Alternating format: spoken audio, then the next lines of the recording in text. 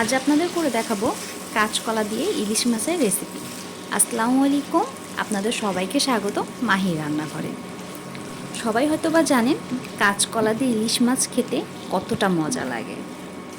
যারা এই রান্নাটা করতে পারেন না, এই রেসিপিটি তাদের জন্য।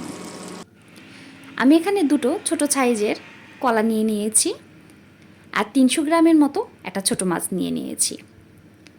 আমি এই মাছগুলো দিয়ে আজকে রেসিপি করে দেখাবো। আমি একটা প্যানে তেল গরম করে নিয়েছি, এখানে পেঁয়াজ কাঁচামরিচ ভেজে নেব।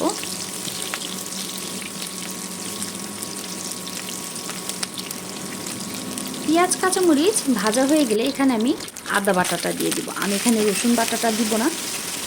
আদা বাটা দিয়ে কষানো হয়ে গেলে এখানে আমি 1 চামচ দিয়ে দিয়েছি হলুদের গুঁড়া, 1 চামচ মরিচের গুঁড়া দিয়ে দিয়েছি, 1/2 চামচ ধনিয়া গুঁড়া আর 1 চামচ লবণ। আপনারা আপনাদের স্বাদ মতো লবণটা দিয়ে দিবেন। আমি মাছটা আগেই হলুদ লবণ মাখিয়ে রেখে দিয়েছিলাম। এখন আমি ওই মশলাতেই মাছগুলো দিয়ে একটু কষিয়ে নামিয়ে ফেলব।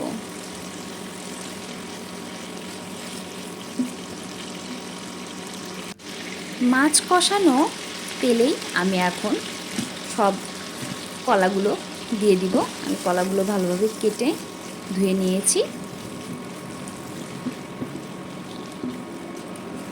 কলাগুলো নেড়েচেড়ে কষিয়ে নিব।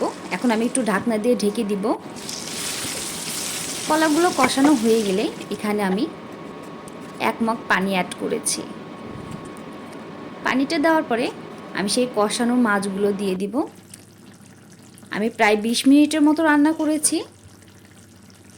আপনারা এটা ট্রাই করে দেখবেন, খেতে অনেক বেশি মজা হয়। সবাইকে অনেক ধন্যবাদ। আল্লাহ হাফেজ।